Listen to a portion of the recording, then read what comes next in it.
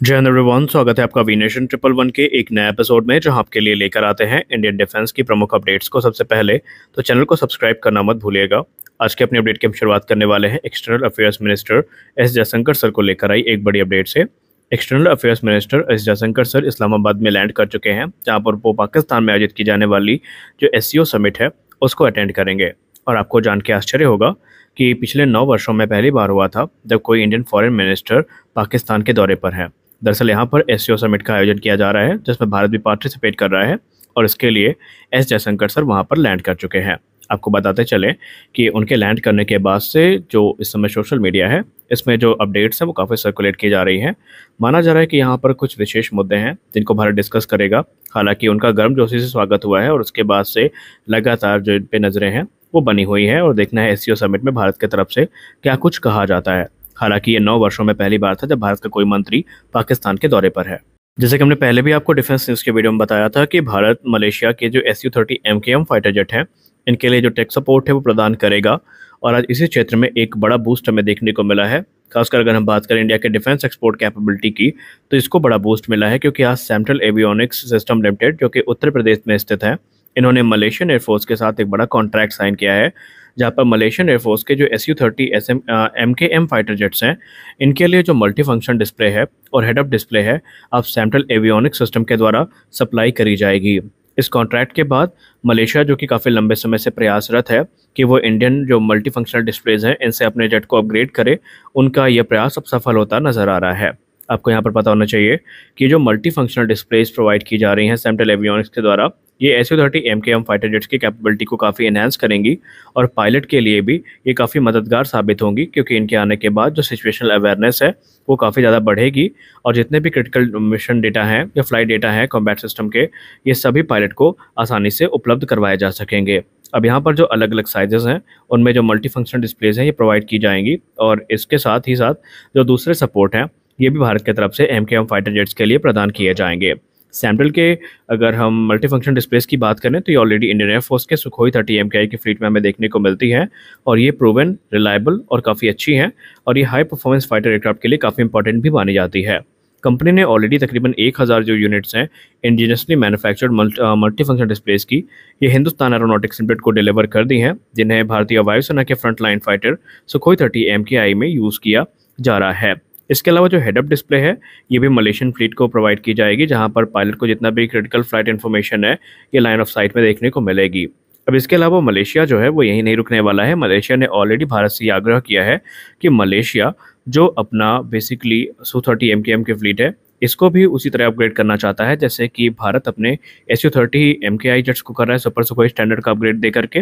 हालांकि अभी ये प्रोग्राम कितना आगे बढ़ेगा इस पर टिप्पणी करना जल्दबाजी होगी, बल्कि मलेशिया ने ऑलरेडी भारत से जो मिसाइल्स हैं इनकी डिमांड की हुई है। हमारी अगली बड़ी अपडेट आ रही है भारतीय वायुसेना के ध्रुव हेलीकॉप्टर को लेकर के। आपको पता ही होगा कि अभी हाल ही में बिहार के बाढ़ग्रस्त इलाके में राहत सामग्री को प्रदान करते हुए भारतीय वायुसेना का एक जो ALH यानी कि एडवांस लाइट हेलीकॉप्टर है, ये इमरजेंसी लैंडिंग करता है और बाढ़ में डूब जाता है, जिसके बाद से इसको रिकवर करने का प्रयास वहाँ पर किया जा रहा था लंबे समय में। और अब यहाँ पर भारतीय सेना की जो कॉर्प्स ऑफ इंजीनियर है, इससे जो टास्क फोर्स है ये भारतीय वायुसेना के साथ मिल करके इस हेलीकॉप्टर को रिकवर करने का प्रयास कर रही थी। और ये जो टास्क फोर्स है ये स्पेशलाइज इक्विपमेंट का इस्तेमाल कर रही थी और जो इनकी एक्सपर्टीज़ है उनका इस्तेमाल करके हेलीकॉप्टर को रिकवर करने का प्रयास किया जा रहा था और इसके लिए विशेष जो यहाँ पर टीम है ये डिप्लॉय की गई थी। और अब रिपोर्ट्स में कहा जा रहा है कि हेलीकॉप्टर को सक्सेसफुली रिकवर कर लिया गया है और अब इसको इंस्पेक्शन के लिए भेजा जाएगा और कारणों का पता लगाया जाएगा कि आखिरकार जो इमरजेंसी लैंडिंग थी या हार्ड लैंडिंग थी इसकी क्या वजह थी, वो कौन सी खामियां हैं जिनके चलते ये हेलीकॉप्टर को टीच करना पड़ा था। लेकिन अभी बता दें कि सक्सेसफुली इस हेलीकॉप्टर को रिकवर कर लिया गया है और आगे की जो जांच पड़ताल है वो चल रही है। हमारी अगली बड़ी अपडेट भारतीय वायुसेना को लेकर आ रही है। भारतीय वायुसेना इस समय अनमैन एयर व्हीकल के क्षेत्र में काफ़ी बड़े जो प्रोग्राम है उनको आगे बढ़ा रही है और मॉनिटर भी कर रही है।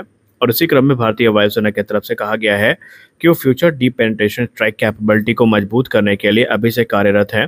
और मीडिया से बात करते हुए उन्होंने कहा क्योंकि जैगुआर फाइटर एयरक्राफ्ट जिनके कंधों पर अभी तक ये जिम्मेदारी थी कि वो डीप पेनिट्रेशन स्ट्राइक कर सकते हैं, इन्हें 2028 के बाद रिटायर करना चरणबद्ध तरीके से शुरू किया जाएगा। तो इनके जाने के बाद जो गैप क्रिएट होगा अब उसको फिल करने के लिए मैन्ड फाइटर तो हमारे पास होंगे, लेकिन भारतीय वायुसेना अब जो नेक्स्ट जनरेशन के अनमैन एयर व्हीकल्स हैं इनके तरफ भी नज़र डाल रही है। जैगुआर की बात करें तो ये अपने low level supersonic flight capabilities के लिए जाने जाते हैं, जो कि एनिमी रडार डिटेक्शन को इवेड करके जो एनिमी के क्षेत्र में घुस करके उनको तबाह करने की कैपेबिलिटी भी रखते हैं। लेकिन अब इनके जाने के बाद भारतीय वायुसेना मैन्ड और अनमैन्ड फाइटर की जो मिक्स फ्लीट है उसको ऑपरेट करना चाहती है। भारतीय वायुसेना के सोर्सेज की तरफ से मीडिया से बात करते हुए कहा गया कि जो मैन्ड प्लेटफॉर्म है ये तो हमारे यूज़फुल होंगे, लेकिन जो नेक्स्ट जनरेशन के डीप पेनिट्रेशन स्ट्राइक प्लेटफॉर्म है ये भी अब हमारे अंडर कंसिडरेशन है। सोर्सेज की तरफ से ये भी कहा गया कि भारतीय वायुसेना इस समय तकरीबन 2 प्रोग्राम को इस समय इवैल्यूएट कर रही है, जहां पर एक unmanned deep penetration strike platform यानी यूडीपीएस जो है इसको देखा जा रहा है। इसके अंतर्गत एक अनमैन्ड एयर व्हीकल बनाया जाएगा जो अपनी स्टेल्थ, लो कॉस्ट और सिग्निफिकेंट पेलोड कैरिंग कैपेसिटी के लिए जाना जाएगा, जो कि इस प्रकार के मिशंस को एग्जीक्यूट कर सके। रिपोर्ट्स में कहा जा रहा है कि ये जो यूडीएसपीएस होगा यानी हमारा अनमैन्ड एयर व्हीकल होगा, ये एनिमी लाइन के आगे जा कर के उनके जो इंपॉर्टेंट इंफ्रास्ट्रक्चर हैं उनको डिस्ट्रॉय कर पाएगा। अब क्योंकि इसकी स्टेल्थ काफ़ी हाई होगी, जिसकी वजह से एनिमी रडार्स के लिए इसको डिटेक्ट कर पाना भी काफ़ी मुश्किल होगा।